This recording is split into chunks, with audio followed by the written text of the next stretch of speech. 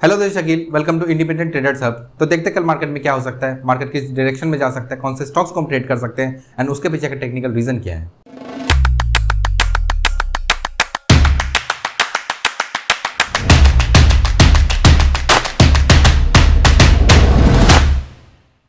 तो देखते हैं स्क्रीन पे कल हम क्या क्या ट्रेड कर सकते हैं।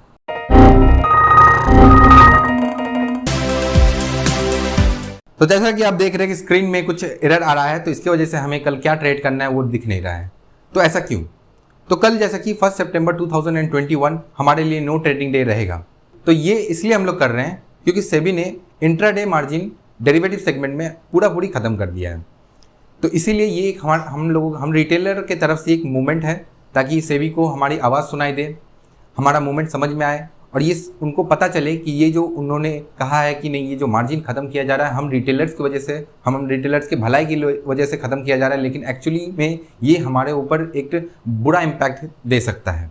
तो देखते हैं कि इस मार्जिन रूल की वजह से हम रिटेल ट्रेडर्स के ऊपर क्या इम्पैक्ट गिर सकता है। तो सबसे पहले जो हम लोग बैंक निफ्टी के लॉट को हम खरीदते थे अप्रॉक्सीमेटली 15,000 के आसपास, 10,000 के आसपास, कुछ ब्रोकर तो 5,000 के आसपास भी उसको अलाउ करते थे। लेकिन आज क्या हो रहा है कि उसके लिए हमें 1.5 लाख रुपए पेमेंट करना पड़ रहा है, लगभग 1.5 लाख रुपए 1,60,000 के आसपास पेमेंट करना पड़ रहा है।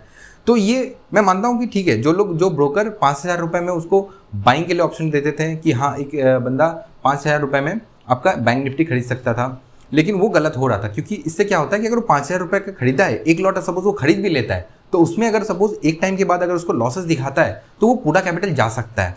3,000 रुपये 5,000 में उसका 3,000 रुपये सपोज लॉसेस हो गया, जो कि एक नॉमिनल अमाउंट है अगर आप बैंक निफ्टी में ट्रेड कर रहे हैं तो इससे क्या होता है, उसका 60% ऑफ द कैपिटल वो चला जाता है। ठीक है, ये बात है कि सही है कि हाँ उसकी वजह से बंद किया गया है, लेकिन एक नॉमिनल अमाउंट अगर रख दे तो उसमें कोई इफेक्ट नहीं होगा। सपोज 50,000 60,000 या फिर कुछ भी जो उनको सही लगेगा, लेकिन जो ये पूरा मार्जिन हमें देना पड़ रहा है लाइक 1,60,000 या फिर 1,50,000 के आसपास देना पड़ रहा है, इससे क्या हो रहा है, जो नए ट्रेडर्स हैं वो क्या कर रहे हैं कि एक्सपेरिमेंट की वजह से या फिर सीखने के लिए जो आ रहे हैं उनका कुछ मतलब उनको कुछ एक आइडिया नहीं मिल रहा है, उनका जो प्रैक्टिस है वो सही से नहीं हो रहा है। अब जैसे मैं मान लेता हूँ कि चलिए वो लोग कहीं से पैसा जुगाड़ करके लेके भी आ गए, सपोज 1.5 लाख या 2 लाख को वो लोग कैपिटल लेके आ गए, अगर उनके पास स्किल नहीं है तो वो लोग लॉस करेंगे। और उनके पास अभी क्या रहेगा कि चलो मैं 1.5 लाख या फिर 1,60,000 में ट्रेड कर पा रहा हूँ, ठीक है, तो वो लोग 2 लाख में उसे ट्रेड करेंगे। अगर उनके पास स्किल नहीं है तो वो वहाँ पे भी लॉसेस करेंगे। ऐसा नहीं कि अगर मार्जिन आपका बढ़ जाता है तो लोगों का लॉसेस खत्म हो जाएगा। लॉसेस तब भी होना है, जो ट्रेडर गलत करेगा उसको लॉसेस बेयर करना पड़ेगा, जो ट्रेडर सही करेगा उसको प्रॉफिट लेना पड़ेगा। तो यहाँ पे क्या हो जाता है कि एक टाइम के बाद जब उसका वो कैपिटल ड्रॉ डाउन हो जाएगा तो वो फ्यूचर खरीद नहीं पाएगा या फिर ऑप्शन सेलिंग वो कर नहीं पाएगा। तो यहाँ पे वो बंदा क्या करेगा, वो ऑप्शन बाइंग की तरफ चला जाएगा। अब मैं मान लेता हूँ कि उसका जो 2 लाख का कैपिटल था वो ड्रॉ डाउन होकर उसका 1,20,000 या फिर 1 लाख आ गया या फिर 1.5 लाख में आ गया, जिसमें उसको जो निफ्टी का एक फ्यूचर मिल रहा था वो नहीं मिल रहा है। तो ठीक है, अब क्या करेगा वो बंदा, उसके पास जब 1 लाख रुपये बचा हुआ है या फिर 1.5 लाख रुपये बचा हुआ है तो उससे वो क्या करेगा, वो ऑप्शन बाइंग की तरफ शिफ्ट हो जाएगा। क्यों? क्योंकि वहाँ पे उसको दिख रहा है कि हाँ मैं यहाँ पे छोटे कैपिटल से एक बड़ा अमाउंट बना सकता हूँ।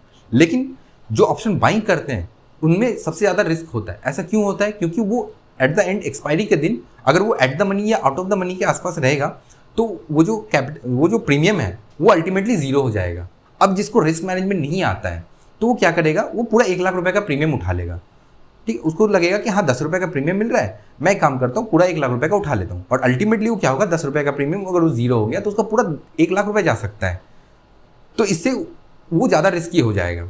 अब जैसे मैं आपको खुद का एक्सपीरियंस बताता हूँ, जब मैं मार्केट में बैंक निफ्टी ट्रेड करने आया था तब मैंने लगभग 13,000-15,000 के आसपास मैं ट्रेड कर पा रहा था। मतलब 13-15,000 में मैं इंट्राडे बैंक निफ्टी फ्यूचर्स को मैं ट्रेड करता था। लेकिन आज मुझे उसी के लिए लगभग मुझे 1.5 लाख के आसपास देना पड़ेगा कल से। अभी जो कि मुझे 1.2 या फिर 1.3 लाख के आसपास देना पड़ रहा था, अब मुझे उसी के लिए 1.6 या फिर 1.5 लाख के आसपास मुझे देना पड़ेगा। ठीक है, तो वो मेरे लिए ठीक है, मेरे पास अभी वो कैपिटल है, मैं कर सकता हूँ। लेकिन जब मेरा सीखने का फेज था, मैंने उस टाइम में छोटा कैपिटल देके सीखा, मेरा रिस्क मैनेजमेंट सही था, तो इसीलिए वो लॉसेस मेरा नहीं हुआ। अल्टीमेटली वो मेरा एक धीरे धीरे कैपिटल गेन हुआ। लेकिन जो इंसान आ रहा है छोटे कैपिटल के साथ, उनको एक बहुत ज़्यादा प्रॉब्लम फेस करना पड़ेगा इस सिचुएशन में। तो अब देखते हैं कि मार्केट में ये कैसा इंपैक्ट ला सकता है। तो सबसे पहले तो ये मार्केट में लिक्विडिटी का इशू आएगा, क्योंकि मार्केट में अप्रॉक्सीमेटली जो लिक्विडिटी आता है उसका 65% हम रिटेल ट्रेडर से लेके आते हैं। तो अगर इनमें से क्या होगा कि जिनके पास मार्जिन उतना है नहीं तो वो लोग आइदर ट्रेड करेंगे नहीं, ठीक है, और या फिर जो उनके पास कैपिटल है तो उनका आपका जो क्वांटिटी होता है वो काफ़ी ज़्यादा कम हो जाएगा। तो इससे लिक्विडिटी का इशू आ सकता है। और क्या हो सकता है कि मार्केट में मैनिपुलेशन बहुत ज़्यादा हो सकता है।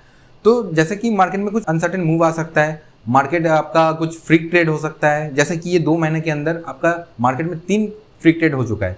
एक हुआ आपका 5 जुलाई को, दूसरा आपका हुआ 28 जुलाई को, और जो तीसरा हुआ ये रिसेंटली आपका 20 अगस्त को हुआ। तो इसमें क्या होता है कि मार्केट एक अनसर्टेन मूव करता है, मतलब इन द सेंस कि वो क्लोजिंग भी नहीं देता है। वो कुछ जैसे आपका एक प्रीमियम था 2000 रुपये का प्रीमियम, वो 1 रुपये चला गया और फिर वो with in a micro second वो वापस वो अपने मतलब लेवल में 2000 के लेवल पे वो वापस चला गया। तो इससे क्या होता है कि जिनके भी स्टॉप लॉसेस थे, सपोज किसी ने अगर वो उसे 2000 रुपये में बाई किया है और उनको सोचना था कि नहीं वो 2000 से और ऊपर जाएगा, तो उन्होंने वो बाई किया। अब इससे क्या होता है कि उनका जब वो एक पर्टिकुलर स्टॉप लॉस तो वो हर कोई लगाता है, अब उन्होंने अगर 1500 का भी स्टॉप लॉस लगाया या फिर 1000 का भी स्टॉप लॉस लगाया, तो वो 1 रुपये जब गया तब उनका स्टॉप लॉस ट्रिगर होकर वो कट गया। तो इससे जो उनका पूरा जो वैल्यू था, लगभग जब उन्होंने इन्वेस्ट किया तो वो 2000 रुपये इन्वेस्ट किया, 2000 इंटू 25 का अगर वो हम लोग लॉट ले लेते तो उसके हिसाब से इन्वेस्ट किया और वो आपका अल्टीमेटली 1 रुपये में कटा। तो इससे क्या होता है, लगभग आपका 99% आपका कैपिटल वाइप अप हो जाता है। तो इस तरह के मूव आपको देखने को मिलते रहेंगे। तो अब आते हैं वाई नो ट्रेडिंग डे। तो ये जो मोमेंट है ये क्यों रखा गया है? तो सबसे पहले कि जो जैसा कि हम लोग जानते हैं कि लिक्विडिटी में 65% ऑफ द ट्रेडर्स हम रिटेल ट्रेडर्स हैं।